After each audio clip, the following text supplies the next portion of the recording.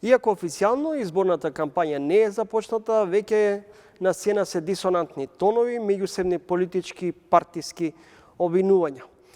Во ово издание на Тренинг следен соговорник е Сефер Селими од Демократска лабораторија. Господин Селими, кои теми ќе доминираат во изборната кампања? Популизам, национализам, прикриен со патриотизам?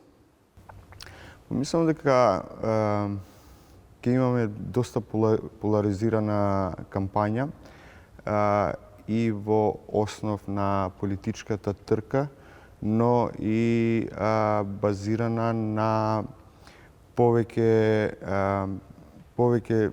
слојни таргетирање кон граѓаните.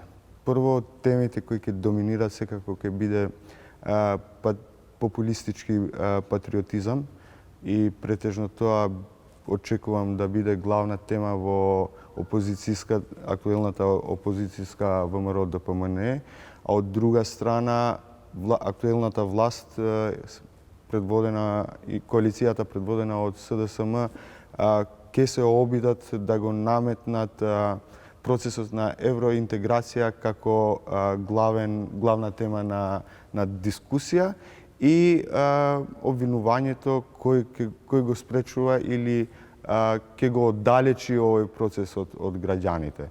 Додека во албанскиот политички блок секако дека освен евроинтеграцијскиот процес ќе доминираат и меѓусебните обвинувања, посебно од страна на опозицијата кон ДУИ како корумпирана и предолгу останата на власт. Овие очекувам да бидат главните теми. Секако дека треба да се има и предвид дека во Македонија подолго време, посебно после 2016 има силна и присутна пропаганда од трети земји надвор од Европска Унија, кои се заинтересирани ова поларизација во општеството да остане, со можност да се продлабочи и граѓаните да бидат манипулирани. Дали може во овој меѓупериод сепак да се протуркаат уставните промени или дефинитивно е блокиран европскиот интегративен пат во овој период или во овие наредни 6 месеци?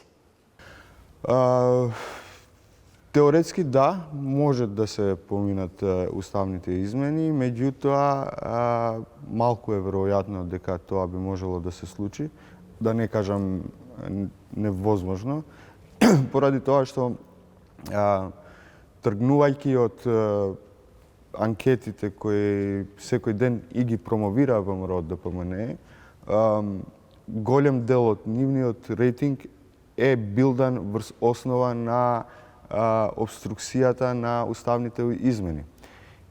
Секако дека тоа ќе биде товар за следната влада, која и да е, кој да го формира, да се одблокира овој процес на евроинтеграција, особено поради тоа што уставните измени се услов кој мора да се исполни за да можеме да продолжиме со процесот на преговори. На престојните претседателски избори веќе на сцена се повеќе кандидати за иден шеф на државата. На сцена е се поверојатно дека ДУИ ќе оди со свој кандидат и дали тоа може да ги помати сметките во однос на трката за иден шеф на државата, особено во битката помеѓу најголемите партии СДСМ и ВМРО ДПМН. Секако дека да, и тоа ќе има директно влијание, посебно во првиот круг на претседателските избори. Мене навистина ми е жал што се пропушти или се одстапува од тој концепт на консензуален кандидат за претседател на државата. Јас би сакал тоа да го видам и од другата страна на опозицијата, значи и помеѓу ВМРО и албанската опозиција, очекував да го видам овој пат, поради тоа што таквите фигури кои консенсуално се избират посебно помеѓу двете поголеми заедници во државата, се добра подлога за сеопфатно представување и кредибилитет на идниот шеф на државата. Што се однесува до сега не ги знаеме се уште кои ќе бидат дефинитивно кандидатите за председател, но се очекува или е најавено дека и Дуи ќе настапува со свој председателски кандидат за председател. И тоа во албанскиот политички блок значи повеќе на некој начин мерење на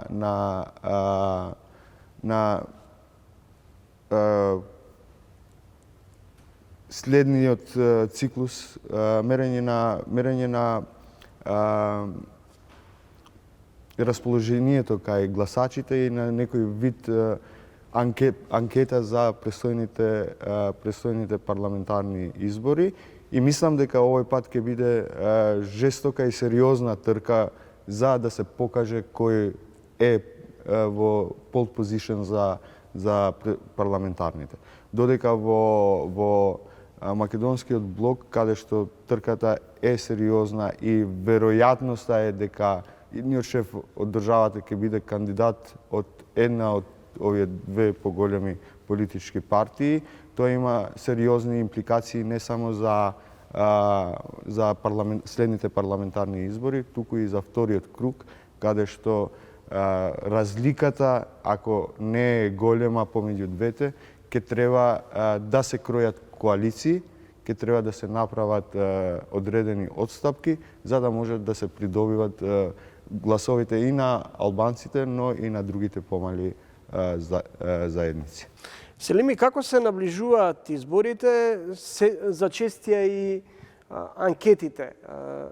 Според опипување на пулсот и кај расположението кај граѓаните, низ анкети покажуваат дека ВМРО-ДПМН е во предност. Дали тоа значи дека ВМРО-ДПМН безусловно ќе успее да формира идната влада, или сепак евентуалното окрупнување или предизборна коалиција меѓу СДСМ, ДУИ може да ги помати сметките околу убеденоста на Мицковски и ВМРО-ДПМН дека ќе формираат идната македонска влада? Видете, во овој период секако дека секоја политичка партија си прави своји анкети и тие анкети се лиферуваат во јавноста по потреба и секогаш се селективни кога им одат во прилог на одредените политички партии. Тука ни фалат... Дали тоа значи дека имате резерва околу релевантноста на анкетите? Секако дека да, поради тоа што тие се нарачани анкети од страна на политичките партии. И често пати тие се објавуваат за селективно и кога им идат на прилог на тие политички партии.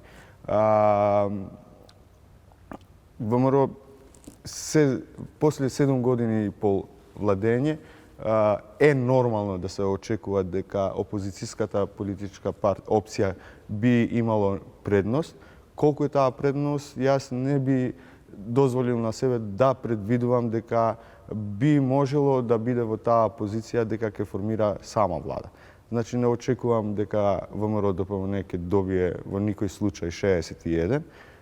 Другите математики после се многу покомплицирани. Каков е коалицијскиот капацитет на ВМРО-ДПМН во услови кога вела дека не би прифатиле или во вакви околности не би гласале за уставни промени, наспроти ставовите на најголемиот дел од партиите како ДУИ, Алтернатива или Алијанса на албанците, кои стриктно велат дека европската перспектива треба да ни биде приоритет и затоа е потребно брзо да се спроведат и уставните промени. Пред изборно ВМРО-ДПМН би можело да има коалицијски капацитет и тоа го викам пошто се чувствува дека има некоја координација помеѓу ВМРО и албанската опозиција. И во ставови, и во настапи, и така натаму, и така натаму.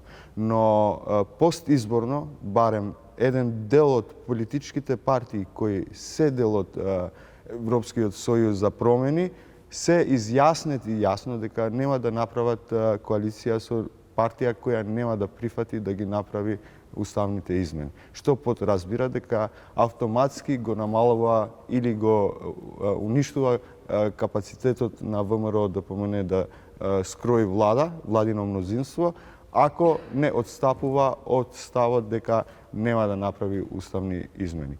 Но во секој случај, како и да биде следната влада, како и да се скрои тоа мнозинство, ние нема да можеме да бегаме од прашањето за уставни измени и нема да можеме да имаме ниту стабилен економски развој, ниту интернационална промоција и учество на државата. Дури би се створиле услови некои од работите кои се веќе надминати да ни се враќат пак и да почнуваат тие. Не велам дека тоа би се случило веднаш, но со тек на време недостатокот на јасна перспектива за интеграција во Европска Унија би креирало услови за враќање на поголема поларизација, меѓуетнички, меѓупартиски, интраетничко разгорување на тензиите и тоа секако дека нема да оди во прилог на никого.